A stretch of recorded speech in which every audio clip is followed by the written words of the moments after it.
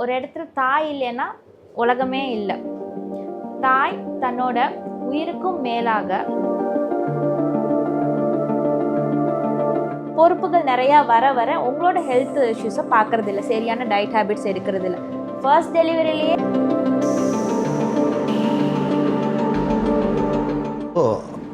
ஆண்களுக்கு டைஃபாய்டு வந்தாலும் பெண்களுக்கு டைஃபாய்டு வந்தாலும் ரெண்டும் ஒன்று தான், ட்ரீட்மெண்ட் ஒன்று தான். ஆனால் பெண்கள் அப்படி இல்லை. ஒரு சட்டன் ஏஜுக்கு அப்புறம் லேடிஸுக்கு விட்டமின் டி, கால்சியம் எல்லாம் கம்மியாக இருக்குன்னு சொல்கிறாங்களே, இஸ் இட் ட்ரூ?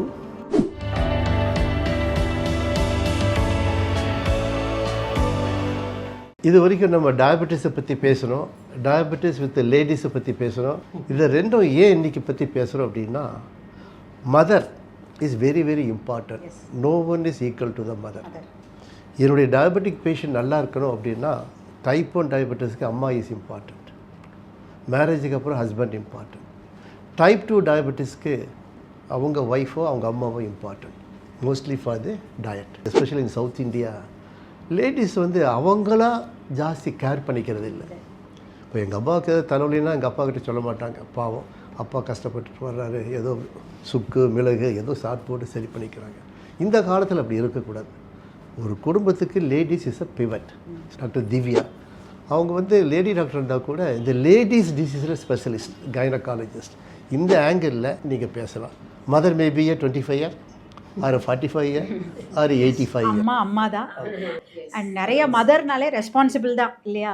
அவங்க ஹெல்த்தை கேர் பண்ணிக்கவே மாட்டாங்க. ஆஃப்டர் மேரேஜ் குழந்தை ஸ்டடீஸு, அவங்க மாமியார் மாமனார் ஹஸ்பண்ட் அப்படியே போய்டும், அவங்க ஹெல்த்து கேர் பண்ணிக்கணும். கொஞ்சம் நேரம் முன்னாடி டாக்டர்கிட்ட பேசும்போது அவர் சொன்னார், இந்த மாதிரி நான் டாக்டர்கிட்ட போகிறேன், ஒரு ஃபோன் பண்ணி ஹஸ்பண்ட்கிட்ட சொல்லிட்டா போதும், போயிட்டு வந்துடுறியா, சரி நீ போயிட்டு வந்துரு. அவங்க தனியாக தான் வருவாங்க போவாங்க.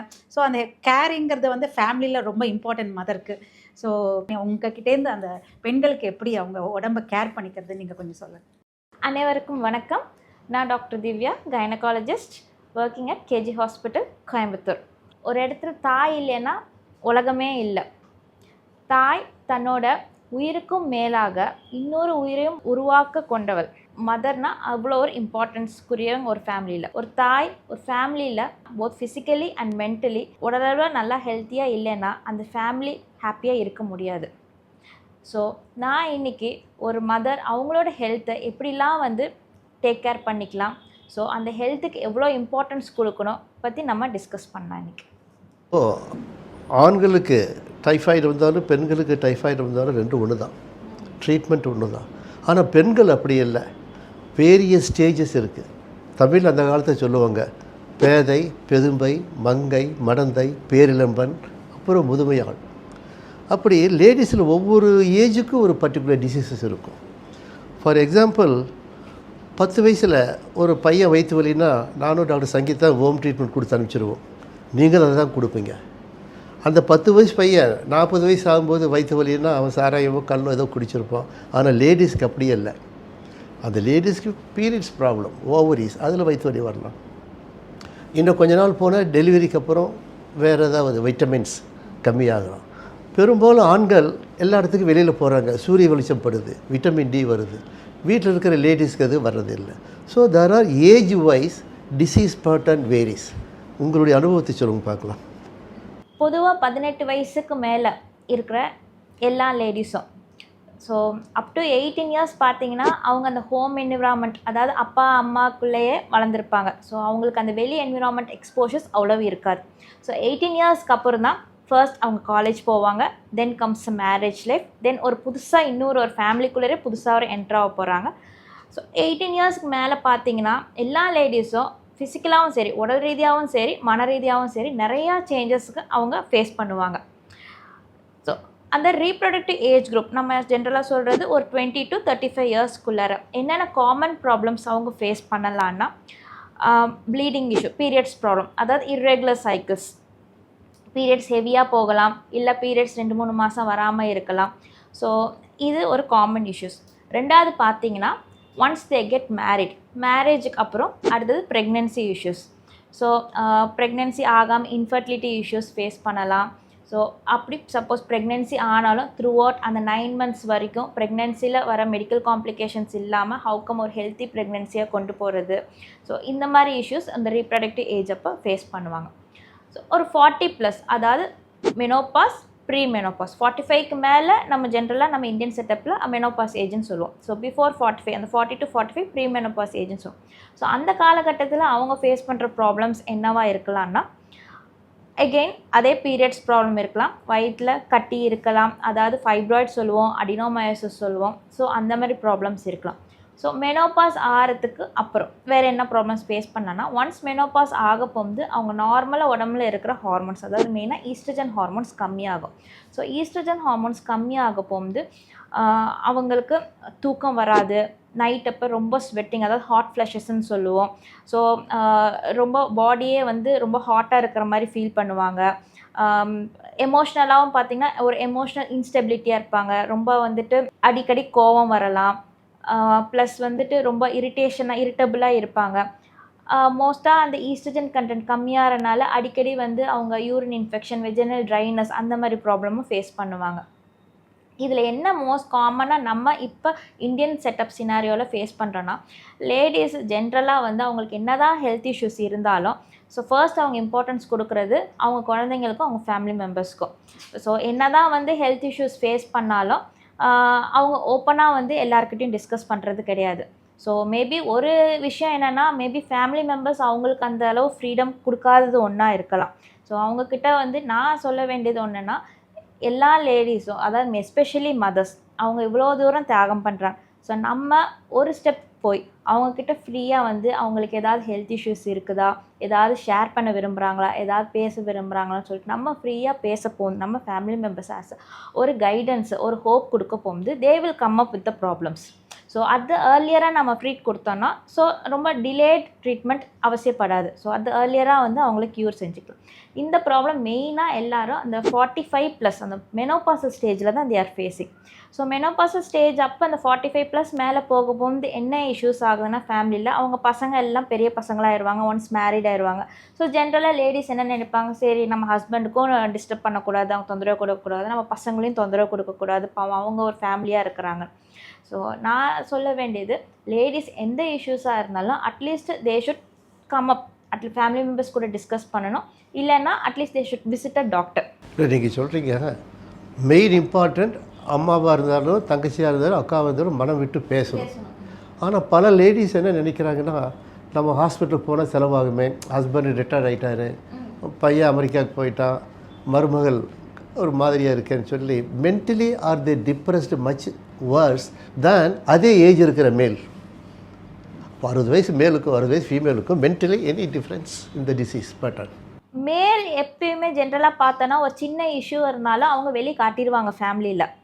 ஸோ அது என்ன தான் இருந்தாலுமே சரி, ஒரு ஹஸ்பண்டுக்குன்னு ஒரு ப்ராப்ளம் இருக்க போது ஒய்ஃபால் தாங்கிக்க முடியாது. கண்டிப்பாக அவங்களே வந்து அவங்கள டாக்டருக்கு கூட்டிகிட்டு போவாங்க.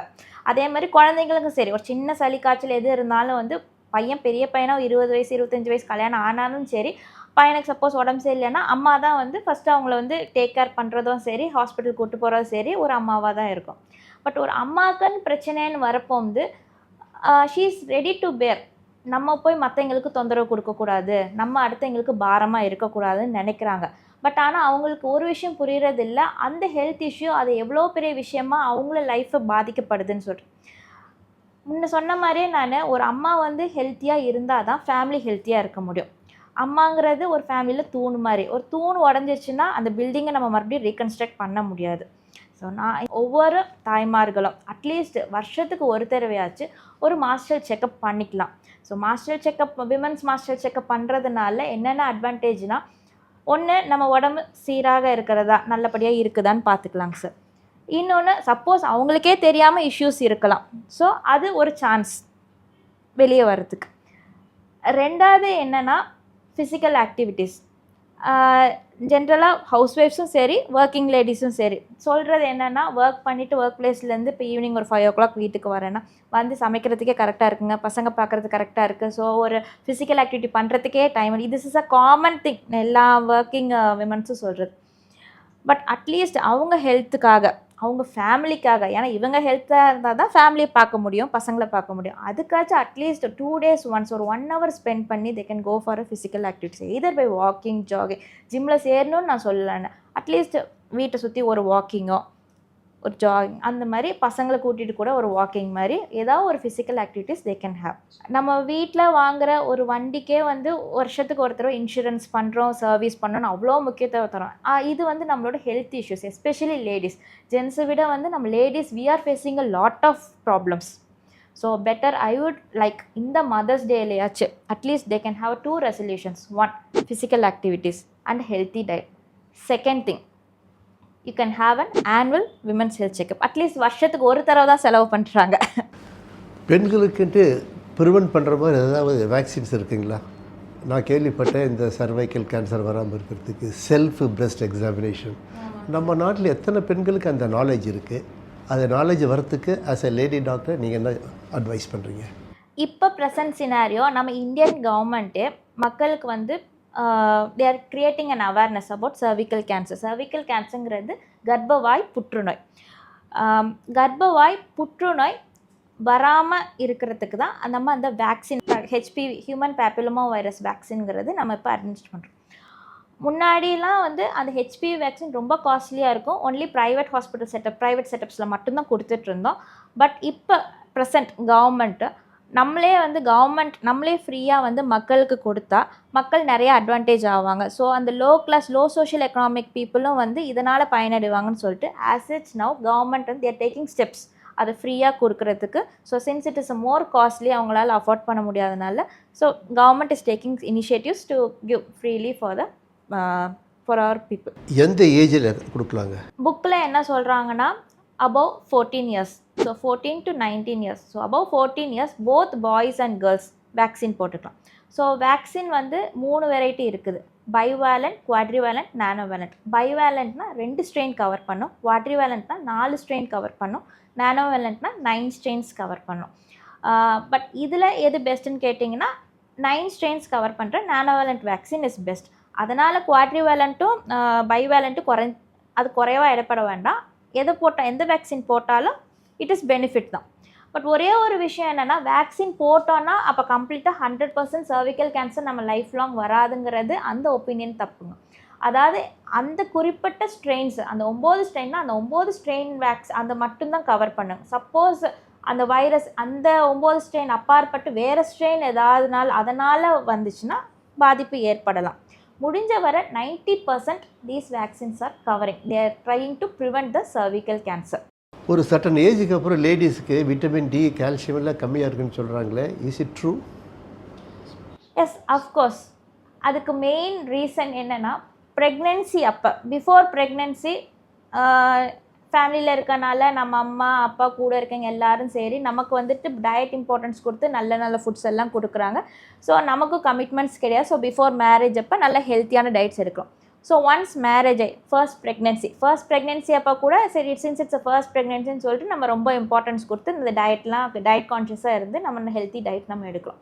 ஸோ ஆஃப்டர் டெலிவரி ஒர்க் பிளேஸ்க்கு நம்ம ஒர்க்கிங் போகிறோம். So then consequently you are conceiving for the second pregnancy. அப்போ என்ன ஆகுதுன்னா, உங்களுக்கு பொறுப்புகள் நிறையா வர உங்களோட ஹெல்த் இஷ்யூஸை பார்க்குறதில்ல, சரியான டயட் ஹேபிட்ஸ் எடுக்கிறதில்ல.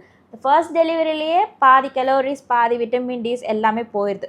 ஸோ அதை வந்து ரீப்ளேஸ் பண்ணணும் நம்ம. பட் இந்தியன் செட்டப்பில் நம்ம லேடிஸ் என்ன பண்ணுறோன்னா, ஃபேமிலியை பார்த்துக்கிட்டு ஒர்க் பிளேஸில் ஒர்க்கும் பார்க்குறனால அந்த ஸ்ட்ரெஸ்ஸு அந்த இம்பார்ட்டன்ஸ் கொடுக்குறனால நம்ம ஹெல்த்துக்கு நம்மளோட இது என்னென்ன சாப்பிட்ணும் முன்னாடி, அதாவது டீனேஜில் மேரேஜுக்கு முன்னாடி இருந்தாலும் இம்பார்ட்டன்ஸாக ஃபுட்டு கொடுக்கறது கிடையாது. ஏதோ இருக்குது சாப்பிட்றோம், இட்லி தோசை அது. அதனால் அவங்களோட ஸ்ட்ரென்த், அதாவது அந்த ஃபஸ்ட் ப்ரெக்னென்சியில் போன அந்த எனர்ஜி வந்து ரீப்ளேஸ் ஆக மாட்டேங்குது. ஸோ செகண்ட் டெலிவரி ஆகும்போது இருக்கிற மீதி எனர்ஜியும் போயிடுது. ஸோ அப்போ பார்த்தோன்னா கால்சியம், விட்டமின் டி டெஃபிஷியன்ட் ஆட்டோமேட்டிக்காக வந்துடுது.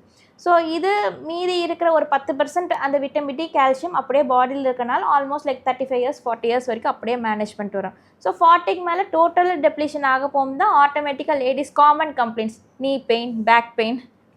ஸோ இதெல்லாம் தான் ரீசன். ஸோ நான் சொல்கிறது, ப்ரெக்னென்சி ஆனாலும் சரி ப்ரெக்னென்சி முடிஞ்சாலும் சரி நீங்கள் வந்து ஒரு சத்துள்ள டயட்டாக எடுத்துக்கிட்டிங்கன்னா பெட்டர்.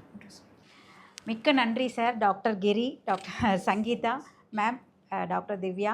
அழகாக வந்து இத்தனை நேரம் பொறுமையாக நீரிழிவு நோய் பற்றியும் பெண்களுக்கு அது சுகர்னால் வர்ற பாதிப்புகள், அதே மாதிரி கைனோகாலஜிஸ்ட் பெண்கள் எப்படி அவங்கள கேர் பண்ணிக்கிறத பற்றி ரொம்ப அழகாக தெளிவாக மக்களுக்கு கொண்டு சேர்க்கீங்க. ஸோ இந்த அவேர்னஸ் கண்டிப்பாக எல்லாருக்கும் யூஸ்ஃபுல்லாக இருக்கணும்னு உங்கள் டைமுக்கும் உங்கள் நேரத்துக்கும் ரொம்ப ரொம்ப நன்றி sir. Thank you so much for your time. We also enjoyed your interview. Thank you. So much.